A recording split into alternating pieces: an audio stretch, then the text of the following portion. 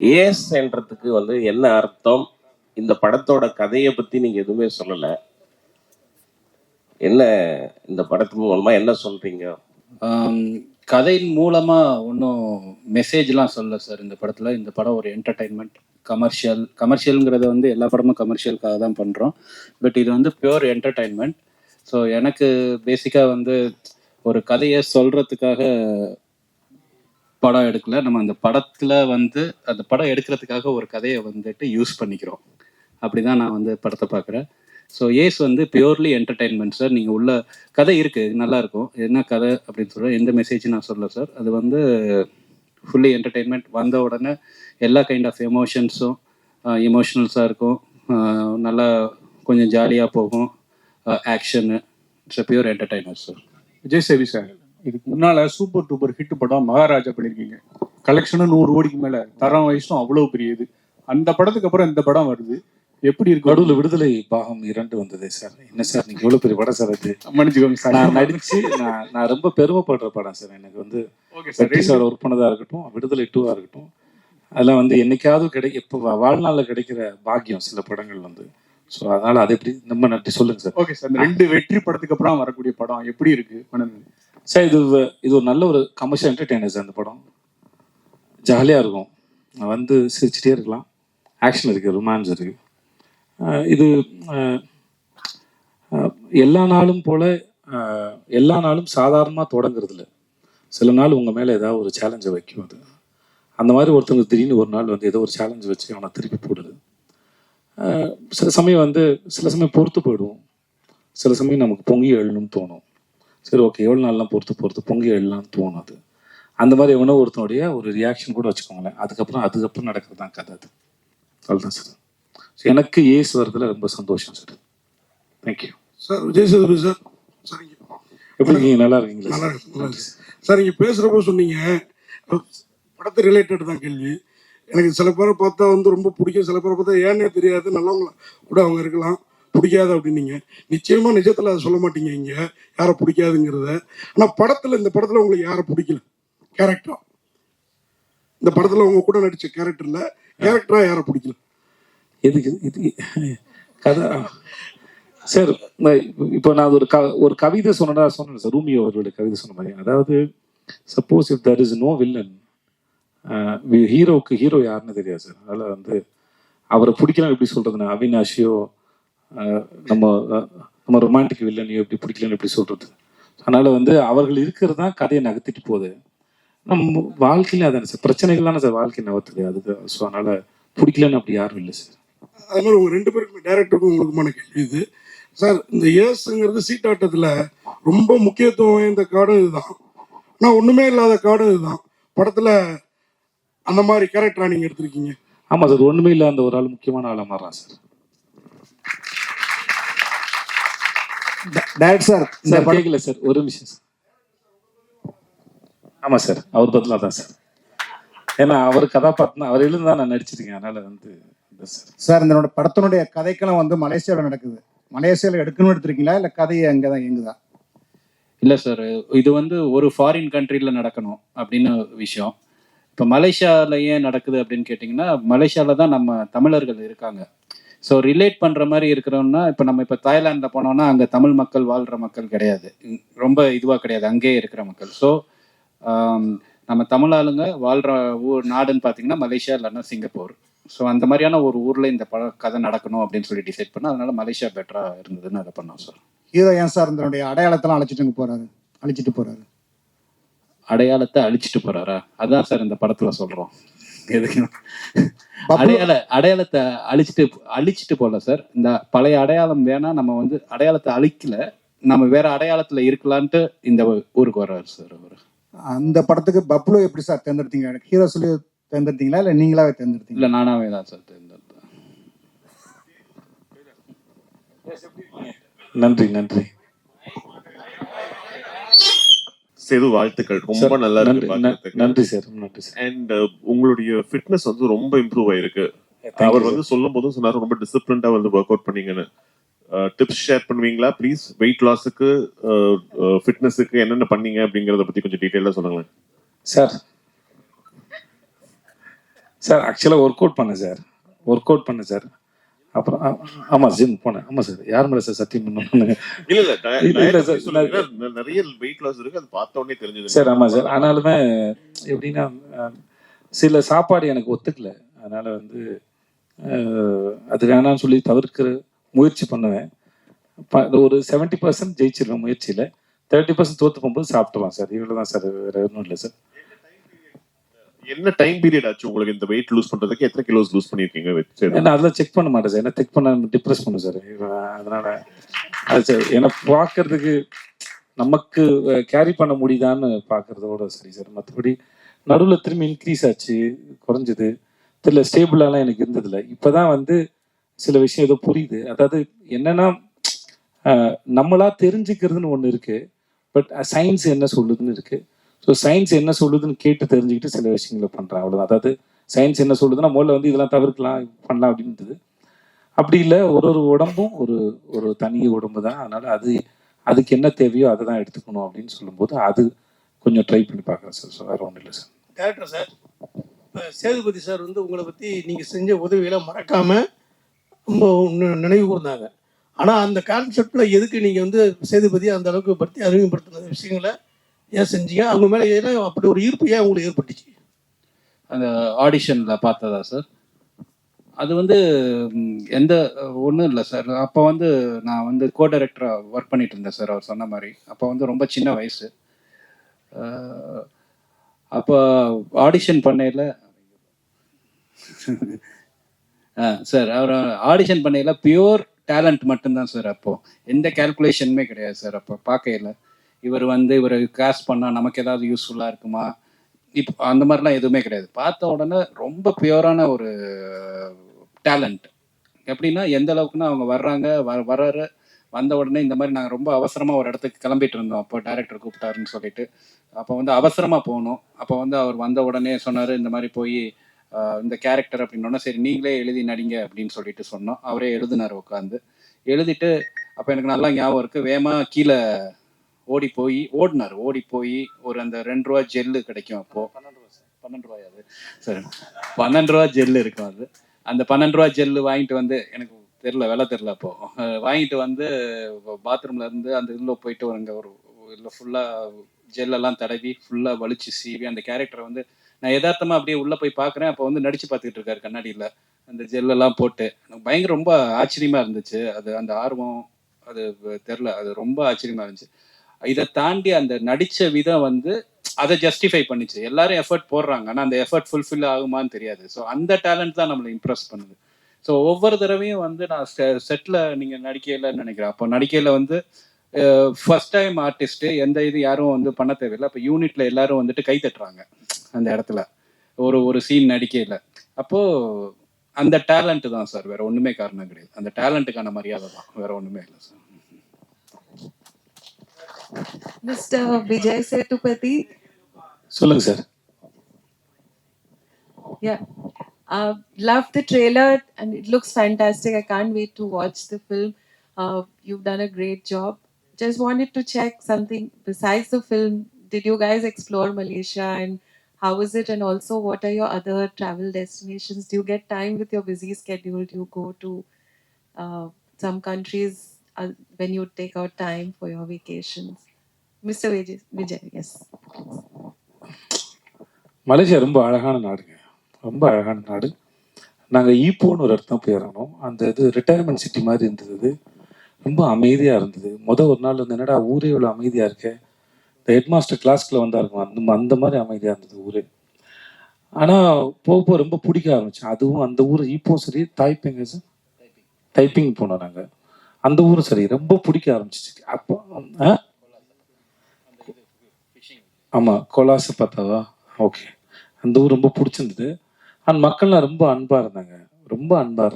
அப்புறம் நம்ம மனிதர்கள், நம்ம மொழி பேசக்கூடிய நம்முடைய மக்களை நிறைய பேர் பார்க்கும்போது இன்னும் வந்து ஒரு வெளிநாட்டில் இருக்க ஒரு ஃபீலே இருக்காது. ஆல்மோஸ்ட் அது அவ்வளோ பிடிச்சிருந்த. அப்புறம் சைனீஸ் ஒரு மார்க்கெட்லாம் போனோம். நாங்கள் நிறைய ரோட்லலாம் ஷூட் பண்ணியிருக்கோம். யாரும் எதுவும் எந்த போஸ்டும் பண்ணதில்லை, யாரும் தொந்தரவு நினைச்சதில்லை. இந்த கோலாசை பத்தா அப்படிங்கிற இதுலேருந்து அவங்க அது ஒரு சின்ன மீனவர்களுடைய கிராமம் மாதிரி. அங்கே சைனீஸ் அவ்வளோ பேர் இருக்கிறாங்க. ஆனால் வெரி கோஆப்ரேட்டிவ், ரொம்ப அன்பான மக்களாக இருந்தாங்க. இந்த படத்துக்கு நாங்கள் அப்புறம் கேலில் கொஞ்சம் ஷூட் பண்ணோம். பட் ஆனால் எனக்கு இந்த ஈப்போலையும் தைப்பேங்கையும் ஷூட் பண்ணது ரொம்ப பிடிச்சது. கேல் பிடிச்சிருந்தது, பட் இது ரெண்டும் ரொம்ப பிடிச்சிருந்தது எனக்கு. ஸோ மற்றபடி நான் ஜென்ரலாக அவ்வளோவா ட்ராவல் பண்ணக்கூடிய ஆள் இல்லை. ஏன்னா ஷூட்டிங் போகிறது அது ஒரு தனி அனுபவம். இப்போ நீங்கள் வேற எங்கேயாவது ஒரு இடத்துக்கு போனீங்கன்னா கூட அங்கே போயிட்டு ஒரு மணி நேரம் 2 மணி நேரம் இருந்துட்டு நீங்கள் வந்துடுறீங்க. நாங்கள் அப்படி இல்லை. ஒரு இடத்துக்கு போகிறோம். இப்போ நான் வாகமனில் ஷூட் பண்ணுறேன். உள்ள ஒரு ஃபாரஸ்ட்குள்ளே ஷூட்டு வெப் சீரிஸ்க்கு. நாங்கள் க்ரூ மெம்பரோட எல்லாரோடையும் போய் இங்கே உட்காந்து ஒரு 4 டேஸ் இருக்கிற ஒரு இடத்துல ஒரு 4 நாள் இருந்து தங்கி அந்த இடத்த அனுபவிக்கிற சுகம் இருக்கு இல்லையா, அது எங்களுக்கு ரொம்ப நிறையாவே கிடைக்குது. நான் ஒரு லொக்கேஷன் போகும்போதும் அதை விட்டுட்டு வரும்போது அது எந்த ஊரோ எந்த மொழி பேசுகிறதோ இல்லை எந்த நாடோ எதுவானா இருக்கட்டும், ஆனால் அந்த இடத்துல கொஞ்ச நாள் எடுத்துகிட்டு போகும்போது எனக்கு அது மிஸ் பண்ணுற ஃபீல் கண்டிப்பாக இருக்கும். அது ஸோ எங்களுக்கு ஜென்ரலாக ட்ராவல் பண்ணுறது கூட ஷூட்டிங் போகிற எங்களுக்கு வந்து அந்த அனுபவம் ரொம்பவே நல்லா இருக்கும்னு நான் நம்புகிறேன்.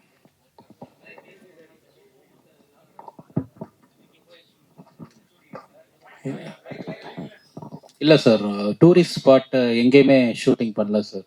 டூரிஸ்ட் அட்ராக்ஷன் ஸ்பாட் அப்படிங்கிற மாதிரி எந்த இடத்துக்குமே போகல. அங்கே லைஃபாக என்ன இருக்கோ, market, roads, Chinese places, India, little India, இந்த மாதிரியான. அப்புறம் முருகன் கோயிலும் ட்வின் டவரும் கண்டிப்பாக காட்டியே ஆகணும் சார், இல்லைன்னா மலேசியன் நம்ப மாட்டாங்க. ஸோ அதனால அது 2 மட்டும் டூரிஸ்ட் அட்ராக்டிவ் பிளேஸ் மாதிரி இருக்கும். மற்றபடி அது வந்து எல்லா பிளேசஸுமே வந்து நார்மலாக அங்கே வாழ்கிற மக்கள் போகிற வர்ற பிளேசஸ் தான் சார் ஷூட் பண்ணோம். இந்த மாதிரி டைரக்டர் சார் கேட்டேன், லக்கி பாஸ்கர் மாதிரியே தீம்லாம் இருக்கு. ஸோ அதை பேஸ்டாக எதுவும் ஸ்டோரி இருக்குமா? இல்லை சார், லக்கி பாஸ்கருக்கு இதுக்கு எந்த சம்மந்தமே கிடையாது சார். லக்கி பாஸ்கர் வந்து சரி ஒரு கான் அந்த மாதிரியான ஒரு ஆஸ்பெக்டில் பார்த்தீங்கன்னா அதில் ஒரு மாதிரி க்ளோஸ்லி ரிலேட்டடாக இருக்கும் சார். பட் தீமாக பார்த்தீங்கன்னா அதுக்கு இருக்கும் இந்த ஒன்றும் சம்மந்தம் இல்லை சார் லக்கி பாஸ்கருக்கு. ஹீரோயின் மேம் கேட்கணும். அதான் நீங்கள் வரப்ப தமிழே தெரியாதுன்னு வந்து டைரக்டர் சார் சொன்னார். நீங்கள் ஆனால் அவ்வளோ அழகாக தமிழ் பேசுனீங்க. படத்தில் வந்து தான் தமிழ் லேர்ன் பண்ணிக்கிட்டீங்களா இல்லை முன்னாடியே தமிழ் தெரியுமா? இல்லை படத்தை ஷூட் பண்ணும்போது I think I got a little more practice. நீங்கள் பாருங்கள், இப்போ 30% தமிழ் தான், everything else is Tanglish. But like I was saying, shoot டைமிங்கில் எல்லாரும் ரொம்ப சப்போர்ட் கொடுத்துருக்காங்க. ஏடிஸ் எல்லாரும் உட்காந்துட்டு every one has 100 different things to do. But every one from Vijay sir, அரு sir, every one chat with me. கொஞ்சம் சில சமயம் ஒரு நியூ லாங்குவேஜில் we don't know where to put the bosses, Mphasis எங்கே வரணும் தெரியாது. ஸோ அந்த சின்ன சின்ன விஷயத்த எல்லாரும் ரொம்ப சப்போர்ட் கொடுத்துருக்காங்க. ஸோ இப்போ I got 30% because of wise. Hopefully going forward maybe 50-60% one day. இல்லை ஃபர்ஸ்ட் படம் விஜய் அண்ணாவோட எப்படி ஃபீல் பண்ணீங்க, அதை பற்றி கொஞ்சம் ஷேர் பண்ணுங்கள். அப்புறம் வந்துட்டு தமிழில் வந்து அடுத்து உங்களுக்கு லைனப்பில் எவ்வளோ படம் இருக்குது? ஏன்னா நீங்கள் நிறைய பேர் சொன்னாங்க நிறையா படம் உங்களுக்கு வரிசையாக இருக்குது அப்படின்னு சொல்லி. ஸோ அதை பர்டிகுலராக கேட்குங்க. ஸோ உங்கள் முதல் question, working with Vijay sir was amazing. I have always admired his work and the ஒரு audience member and what we see, obviously that I have always had great admiration for. But in the shooting process I got to see a little bit of how sir approaches a character, how he uses improvisations. ஒரு லைன்ல எப்படி சொல்லணும், எப்படி அது breakup பண்ணிட்டா அது meaning கொஞ்சம் change ஆகிடும். How you can get all those smaller nuances. So as an artist it was like ஒரு மாஸ்டர் கிளாஸ் மாதிரி. ரொம்ப நல்லா இருந்தது. ஐ லேர்ன்ட் அ லாட். இப்போ தமிழ் இண்டஸ்ட்ரியில் my next film is Madrasi. Vijay sir, இந்த படத்துக்காக நீங்கள் என்ன ஹோம் ஒர்க் பண்ணீங்க? கார்ட்ஸ் ஏதாவது ரியல் லைஃப்பில் விளையாடுறீங்களா? சொல்லுங்கள். ரம்மி விளையாடுவேன். மற்றபடி அங்கே இருக்க கார்ட்ஸ் எனக்கு அது விளையாட தெரியாது. எனக்கு தெரியாது. இதில் ரம்மி டெய்லி விளையாண்டு ப்ராக்டிஸ் பண்ணி. மியூசிக் டைரக்டர் சார்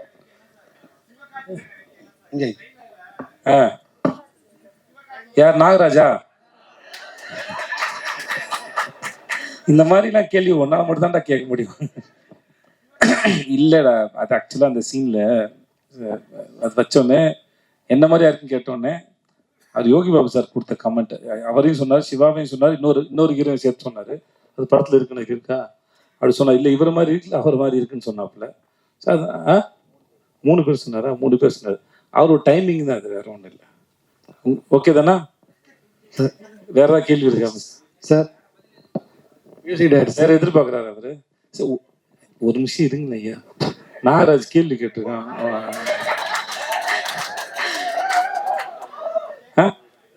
அப்புறம் யோசிச்சு வரியா? ஓகே. என்ன சார் கேள்வி இங்க ஒரு கேள்வி வந்துருச்சு சார். சார் ரொம்ப மைக் வச்சுட்டு இருக்கா சார். மியூசிக் டைரக்டர் சார், ஒரு படத்துல வந்து பாட்டுகள் எடுக்கும் போதும் ரீரெக்கார்டிங் அவங்களே தான் பண்ணுவாங்க.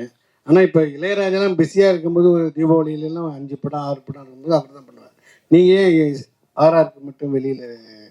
இல்லை சார், இன்னைக்கு ஃபார்மேட் மாறிடுச்சு. ஸோ டிஜிட்டலாக இருக்கும். ஸோ இப்போ கிளாஸ் ஒர்க் வரப்போ நம்மளோட டேட்ஸ் எல்லாமே சரியாக ரிலீஸ் ஆகணும்னா அதுக்கேற்ற மாதிரி ஒர்க் பண்ணணும். ஸோ என்னோட இதை வந்து அதை நம்ம சேர்ந்து ஒர்க் பண்ணி அதை முடிக்கணும். ஸோ இந்த மாதிரி ஒரு அர்ஜென்சியான டைமில் வந்து ஏதோ ஒன்று பண்ணணுமே, அந்த மாதிரி உடன்பாடு எனக்கு பர்சனலாக கிடையாது. ஸோ அவங்களும் வந்து நல்லா ஃபுல் இன்வால்மெண்ட்டோட தான் ஒர்க் பண்ணாங்க. ஸோ அதனால தான் இது பேக்ரவுண்ட் ஸ்கோர். எனக்கும் இன்னொரு ப்ராஜெக்ட் கமிட்டட் இருந்துச்சு. ஸோ அவர் அந்த டைம் லைன் வந்து செட் ஆகலை, வேறு எதுவும் இல்லை. விஜய் ப்ரோ. ப்ரோ பீட்சா படத்துக்கு அப்புறம் வரிசையா 3, 4, 5, 6, 7 படங்களும் வருஷத்துக்கு பண்ணியிருக்கீங்க. போன வருஷம் 3 படம், இந்த வருஷம் இப்பதான் அக்கௌண்டே ஆரம்பிக்குது. இப்படி வருஷத்துக்கு 3 படமாவது பண்ண வேணாமா? அதான் ப்ரோ. என்ன ப்ரோ பண்ணா ஏன் பண்றேன்னு கேக்குறீங்க ப்ரோ? பண்ணா ஏன் பண்ணலன்னு கேக்குறீங்க ப்ரோ? நான் என்ன பண்ணிட்டேன் ப்ரோ சொல்லுங்க ப்ரோ. ப்ரோ இதுக்கு மேலே யோசிச்சு பாருங்க ப்ரோ. லிஸ்ட்லாம் எழுதி போட்டு நீங்க தான் எல்லாரும் சாட்சி இல்லை, எல்லாரும் சாட்சி. அதனால வந்து அந்த பண்ணதுக்கு நான் காரணம் இல்லை, பண்ணாமல் போகிறதுக்கு நான் காரணம் இல்லை. ஏன்னா சில சமயம் சில படங்களை பண்ணியிருப்போம். முன்னாடி சொன்ன பதில் தான் அது. என்னன்னா அந்த படங்கள் ரிலீஸ் வந்து நம்ம இப்போ இன்னைக்கு இந்த படம் ரிலீஸ் ஆகுதுன்னா இதை நானாக ஃபிக்ஸ் பண்ணுறேன் இல்லை, என் ப்ரொடக்ஷன் கம்பெனி தான் ஃபிக்ஸ் பண்ணுறேன். ஸோ சில படங்களை வந்து அவங்க நல்ல நாள் பார்க்குறது இல்லை தள்ளி போடுறதுக்கு தான் அவங்களோட சாய்ஸ். அது அப்படி தேங்கி வரும்போது அது மொத்தமாக தெரிஞ்சிருக்கும். அப்படி தானே ஒழிய மற்றபடி நான் வழக்கமாக என்னுடைய வேலைகளை செஞ்சுக்கிட்டு தான் இருக்கிறேன். ரிலீஸை வந்து ப்ரொடக்ஷன்ஸ் பிளான் பண்ணுறாங்க, அவ்வளோதான், வேறு ஒன்றும் இல்லை. Okay bro. விஜய் சேவி சார், நீங்க இந்த வர்ணம் படத்தை பத்தி பேசுனீங்க, அவர் ஹெல்ப் பண்ணாருன்னு. அது வந்து எப்பவுமோ அந்த படம் நடுவுல பக்கத்துக்கு காணும் சொன்னீங்க, நன்றி இதை பத்தி சொன்னீங்க. அதே மாதிரி நீங்க நிறைய பேருக்கு, தயாரிப்பாளருக்கு, நடிகர்களுக்கு, கேமராமேனுக்கு எல்லாம் நிறைய வாய்ப்பு கொடுத்துப்பீங்க. அவங்கலாம் நன்றியோட இருப்பாங்களா? அவங்க அப்படி இல்லாம இருக்கும்போது உங்க மனநிலை எப்படி இருக்கும்? ரொம்ப நாள் முன்னாடி ஒரு இன்டர்வியூல எனக்கு கேள்வி கேட்டாங்க, மற்றவங்க நம்மளை யூஸ் பண்ணிக்கும்போது நீங்க என்ன நினைக்கிறீங்க கேட்டாங்க. சரியா தெரிஞ்சா நல்லா யூஸ் பண்ண முடியும் என்ன அப்படின்னு சொல்லியிருந்தாங்க. அதே போலதான் இது. மற்றபடி சார் இப்போ யாருக்காவது எதையாவது இப்போ இவர் எனக்கு ஒரு உதவி பண்ணாருன்னு வச்சுக்கோங்களேன், இவன் நாளைக்கு வந்துடுவான், இவன் வச்சு படம் போனா நினைச்சு பண்றதில்ல. அந்த நேரத்துல தன்னுடைய தொழிலுக்கு சரின்னு எதையோ அதை அவர் செஞ்சார ஒழிய இந்த இவனுக்கு வாய்ப்பு தரணுங்கிறதுக்கு அவர் அது பண்ணல. ஆனா அந்த பலனை அடைஞ்சவன் நான், என்கிட்ட நன்றி விசுவாசம் இருக்கு. நான் அதை திருப்பி செலுத்துவதற்கு காலம் எனக்கு ஒரு சந்தர்ப்பம் வழங்குது. அதுவும் நான் சும்மா ஓகே எது வேணா பண்ணலாம் ஆறுமுகத்தோடுன்னு பண்ணல. என் தொழிலுக்கு சரின்னு படுற இந்த கதை நல்லா இருக்கு, இது சரியா பண்ணுவான்னு நினைச்சு. ஸோ அந்த காலம் அந்த தொழிலுக்கான நியாயங்கிற தராசில் வச்சுதான் அது 2 பேரும் ஒருத்தருக்கு ஒருத்தர் பரிமாறிக்கிட்டு ஒழிய இது கிடையாது. ஸோ பட் ஆனா எனக்கு அன்னைக்கு தேதிக்கு அந்த வேலை எவ்வளவு பெரிய வேலை செஞ்சதுன்னு இருக்குல்ல இவர் செஞ்ச. ஏன்னா அது வந்து எப்படின்னா யாருடைய பார்வையாவது நம்ம மேல விழுந்துடாதா அப்படிங்கிற ஒரு ஏக்கத்தோடயே அது தெரிகிற ஒரு காலகட்டம் தான். ஓகே, அந்த மாதிரி ஒரு சந்தர்ப்பத்தில் காலம் சரியாக கணிஞ்சு வரும்போது ஒருத்தர் வந்து உங்களுக்கு வந்து ஓகே நீங்கள் இங்கே இருந்துருக்கீங்க, ஓகே இதுக்கப்புறம் இந்த சீட்டுக்கு நான் வந்து போங்க அப்படின்னு சொல்கிறாங்க. அந்த நிகழ்வு என் வாழ்க்கையில் இவருக்கு சாதாரணமாக இருக்கலாம். நம்மளும் இப்போ நீங்களோ நானோ இங்கே இருக்க எல்லாருமே வந்து சாதாரணமாக வரும்போது நம்ம யாருக்கோ ஒருத்தருக்கு ஒரு சின்னதாக ஒரு வேலை செஞ்சுருப்போம். அது அவர்கள் வாழ்க்கையில் என்ன பண்ணிருது. மெய்யழகன் படத்தோட கதையை போல தான். அரவிந்த் சாம்சாரோட ஃபேமிலி ஒரு சைக்கிளை கொடுத்துட்டு போனதுல ஒரு குடும்பம் வந்து எவ்வளோ பெருசா கட்டத்துக்கு நான் வந்து போச்சுங்கிறது இல்லையா. அவங்க கொடுக்கும்போது இந்த வச்சு சைக்கிளை வச்சு வாழ்க்கையில முன்னேறுப்பா அப்படின்னு கொடுக்கல. பட் அந்த சைக்கிளை வச்சுட்டு அந்த குடும்பம் எப்படி முன்னேறினாங்கிறது அவங்களுடைய தனிப்பட்ட உழைப்பு தான் காரணம். அதே போலதான் பெறுகிற உதவியோ இல்லை இந்த மாதிரி செயல்னால கிடைக்கிறத வச்சு நம்ம எப்படி வரோங்கிறது தான் இருக்கு. பட் இருந்தாலும் ஸ்டில் எனக்கு இன்னமும் அது இருக்குது, அது உள்ள இருக்குது. அது இன்னமும் என்னை வந்து அதான் சொன்னாங்க உயிர்ப்போடு இருக்க வைக்கிறது. ஸோ அதுக்கு என்றைக்குமே நன்றி கடன் பட்டிருக்குன்னு சொல்லுவேன். என்ன வேணால் நடக்கலாம், எனக்கு அவருக்கு சண்டைகள் வரலாம், மிஸ் அண்டர்ஸ்டாண்டிங் வரலாம், அது வேற ஒரு சம்பத்தினால் நிகழ்வது. நான் துபாயில் வேலை போது என்னோட பாஸ் சொன்னார், உனக்கும் இன்னொருத்தருக்கு சண்டை வருதுன்னா அது 2 உடம்புக்கான சண்டை இல்லை, ஒரு விஷயத்தை பற்றின சண்டையை ஒழிய அது தனி மனுஷனுக்கானது இல்லை அப்படின்னு சொல்லுவாங்க. அது எனக்கு ரொம்ப முக்கியமான பாடமாக நான் நினைக்கிறேன். அந்த மாதிரி மிஸ் அண்டர்ஸ்டாண்டிங் வரலாம், சண்டை என்ன வரலாம். பட் ஆனால் அவரால் நான் பெற்ற பலன் என் வாழ்க்கையில் நடந்த மாற்றங்கள் வந்து யாரும் மாற்ற முடியாது. ஒருவேளை இதெல்லாம் கடவுள் தான் பிளான் பண்ணி செய்கிறாருன்னா அந்த கடவுள் எனக்கு பிளான் பண்ணி அனுப்பின ஒரு ஆளாக அவர் பார்க்குறேன். ஓகே, இந்த வேலையை இவர் செய்யுங்கன்னு சொல்கிறாங்க. ஸோ அப்படி தான் பார்க்குறேன் சார். நன்றி சார். உங்களுக்கு தான் கேள்வி. இது வரைக்கும் இல்லை உங்களுக்கு தான், நமக்கு தானே இது? ஆமாம், இது வரைக்கும் எந்த ப்ரெஸ் மீட்லேயும் எப்பவுமே கண்ணாடி போட்டு நாங்கள் பார்க்கவே இல்லை உங்களை. இந்த ப்ரெஸ் மீட்டுக்கு வந்து கண்ணு தெரியலண்ணே. இல்லை இந்த ப்ரெஸ் மீட்டுக்கு வரும்போது நீங்கள் எங்கே பார்க்குறீங்கன்னே தெரியல.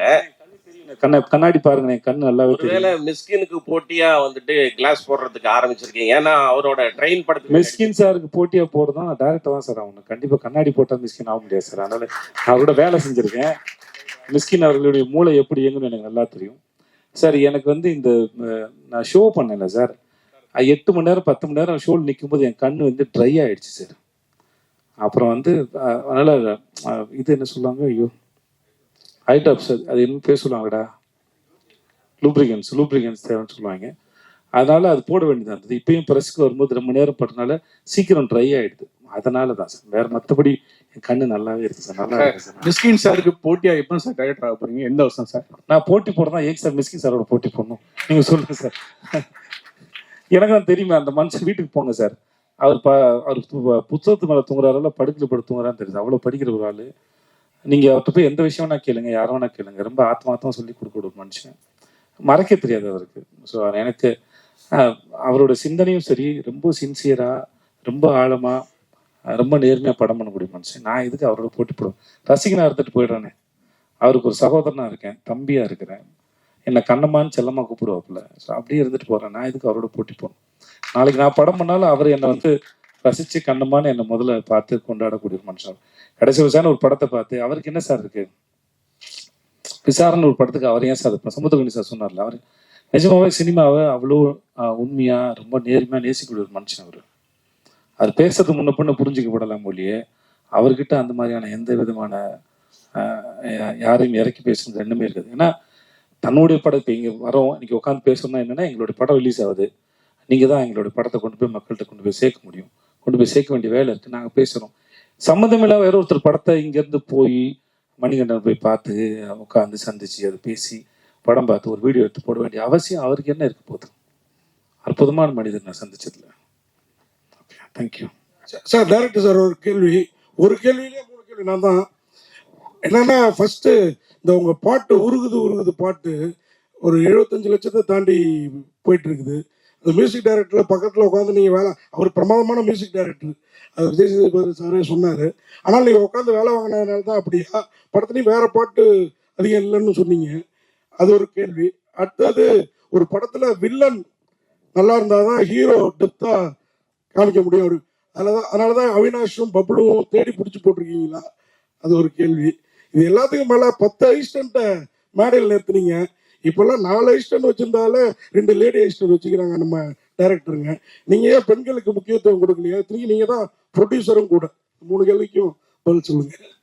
நன்றி சார். மியூசிக் டைரக்டர் வந்து இந்த பாட்டு வந்து ஒரு 4 எத்தனை பாட்டு போட்டோம் இதுக்கு? நிறைய பாட்டு போட்டோம் சார். இது எப்படின்னா, இந்த பாட்டு உருகுது பாட்டு வந்து ஃபர்ஸ்ட் போடவே இல்லை சார். ஒரு பாட்டு போட்டு எடுத்துட்டு போய் மலேசியாவில் வந்து அந்த பாட்டுக்கு ஷூட் பண்ணோம் சார். அந்த மாண்டாஜ் சாங் தான் ஃபுல்லாக. அந்த பாட்டு போட்டுக்கிட்டு இருக்கையில இன்னொரு பாட்டு கையில் இருந்தது சார். அப்போ அவங்க டான்ஸ் கொரியோகிராஃபர் வந்து லீலாவத்தின்னு அவங்க வந்திருந்தாங்க. அவங்களுக்கே கன்ஃபியூஷனாக இருக்கும் நமக்கு எந்த பாட்டு போட்டோன்னு. அதுக்கப்புறம் அந்த மாண்டாஜை எடுத்துகிட்டு வந்து இங்கே போட்டு காட்டி அதுக்கப்புறம் கம்போஸ் பண்ணி அதை இது எழுதின சாங் தான் சார் உருகுது. ஸோ அது அவர் பண்ணது தான். ஆனால் நான் கொஞ்சம் ஸோ இந்த மாதிரி தான் அதோட ப்ராசஸ். ஸோ அது ஒன்று. ரெண்டாவது என்ன சார் சொன்னீங்க?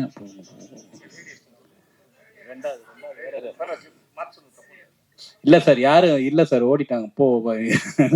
நான் கொஞ்சம் டார்ச்சர் பண்ணுறேன்னு சொல்லிட்டு பசங்கள்லாம் கொஞ்சம் தாங்குறாங்க சார். அது அவங்க ஒரு 2-3 பேர் இருந்தாங்க.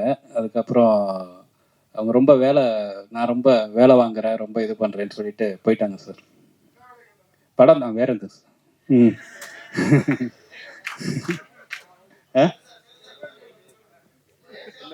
வில்லன்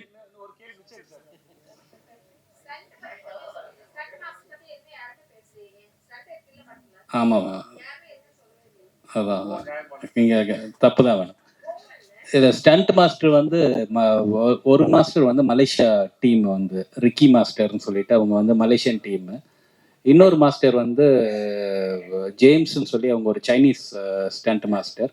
இன்னொன்று வந்து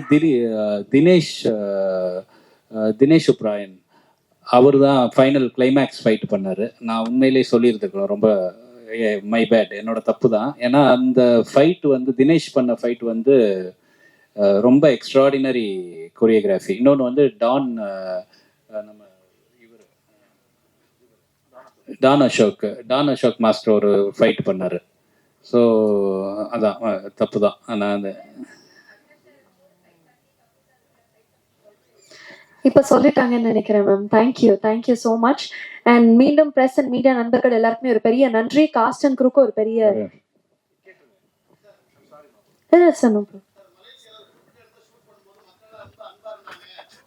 எல்லா இடத்துலையும் சார், எல்லா இடத்துலையும் சார். இல்லை சார், நான் அங்கேயும் இல்லைன்னு சொன்னேன், எங்கேயுமே இல்லை சார். இல்லை சார், ஓகே, எங்கேயுமே இல்லை சார். எப்பவுமே பொதுமக்கள் வந்து சார் அவங்களுக்கு மூல தேவையில்லை சார், வந்து நம்மளோட ஃபோட்டோ எடுத்து நம்மளை சந்திக்க வர்றது பேரன்பு தானே சார். அதை ரிசீவ் பண்ணுறதுல ஒன்றும் இல்லை சார். அதனால் எப்பவுமே அது சந்தோஷம் தான் சார். ஏன்னா இல்லை சார், மலேசியாலன்னு சொன்னால் மலேசியாவில் பண்ண படத்தை பற்றி பேசிட்டு இருக்கோம் சார். அதனால் சொல்கிறேன் சார், வேற ஒன்று. ஏன்னா மலேசியா பற்றி அவங்க கேட்டாங்க சார், அதனால் அதை பற்றி சொன்னேன் சார்.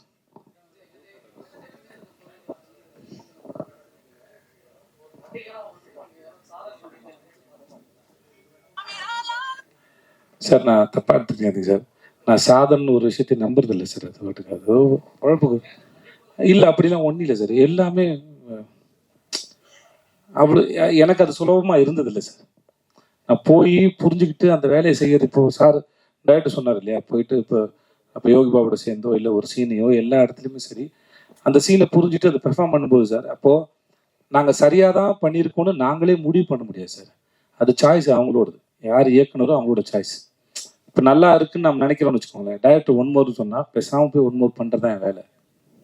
புரியுதுங்களா? அப்போ நான் என்னுடைய வேலையை நானே ஜட்ஜ் பண்ண முடியாது, நானே தீர்மானிக்க முடியாது. நல்லா இருக்கு, இதை வச்சுக்கோங்கன்னு கூட சொல்ல முடியாது. அதனால் நான் எப்படி நம்புறது, நான் எதையாவது சிறப்பாக பண்ணிட்டேன். ஸோ அது என்கிட்ட இல்லை. அப்புறம் இவர் சூஸ் பண்ணி ஒரு விஷயம் ஓகே சொல்கிறாங்க, என்னுடைய இயக்குனர் யார் வேணா இருக்கட்டும், அப்புறம் அது நீங்களும் மக்களும் பார்த்து தான் நல்லா இருக்குன்னு சர்டிஃபிகேட் தரீங்க. அப்போ உங்கள்கிட்ட வந்து சேர்ற வரைக்குமே வந்து நம்ம சரியாக தான் பண்ணியிருக்குமோ தெரியாத போது நாங்கள் எப்படி முடிவு எடுக்கிறது சாதனை. ஸோ அதனால எனக்கு அது அப்படி ஒன்றும் தெரியல. சாரி. Okay, thank you sir. அதை வந்து அதை எப்படி நீங்க முடிவு பண்ணணும், அதே மாதிரி மக்கள் முடிவு பண்ணிட்டு நான் என்ன பண்ணுங்கிறத நானே சொல்லிக்கிறது செல்ஃப் டப்பா சார். வாங்க சார். அது தேங்க்யூ சார். நன்றி. வந்திருந்தவங்க அத்தனை பேருக்கு ரொம்ப ரொம்ப நன்றி. Thank you so much. தேங்க்யூ.